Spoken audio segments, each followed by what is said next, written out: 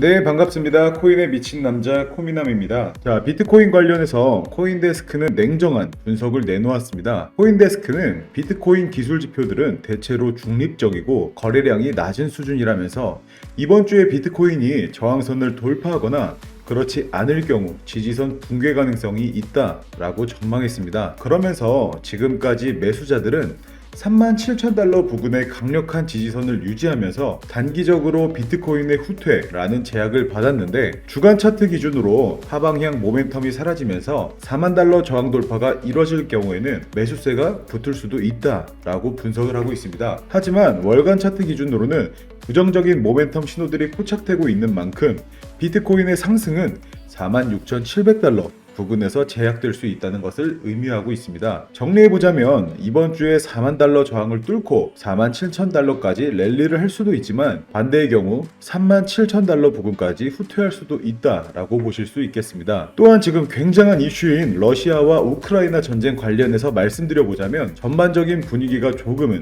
완화됐다라고 볼 수 있을 것 같습니다. 우크라이나 대통령 비서실장이 구체적인 시기를 명시하면서 우리는 지금 갈림길에 서 있다. 러시아 철군 조치 와 함께 평화협상이 1, 2주 정도 안에 신속하게 이뤄질 수도 있다라고 말을 하였는데 그러면서 러시아가 2차전을 위해서 시리아인 등을 끌어들이려고 할 수도 있는데 이럴 경우에는 우리가 그들을 뭉개고 4월 중순이나 말까지 합의를 이끌어낼 것이다.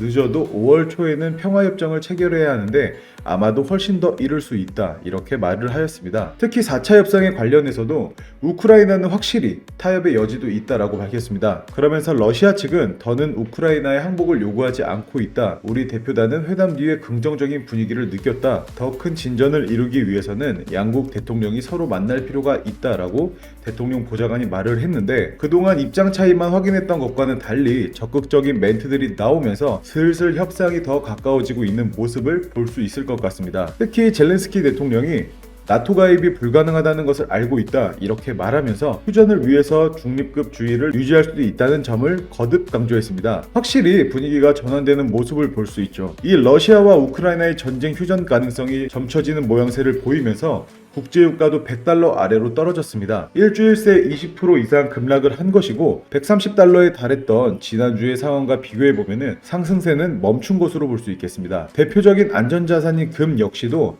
하락세를 보여줬고 뉴욕 상품거래소 4월 인도분 금 가격은 1.6% 떨어진 1929달러에 장이 마감되었습니다. 지난 2일 이후에 가장 낮은 종가를 기록하였습니다. 자, 그리고 또 하나의 투자자들의 큰 관심 종목인 리플입니다. 리플은 현재 0.76달러에서 횡보하고 있는 상황인데 0.8달러 위로 올라서야 추가적인 반등 포인트를 기대할 수 있는데 굉장히 아쉬운 부분입니다.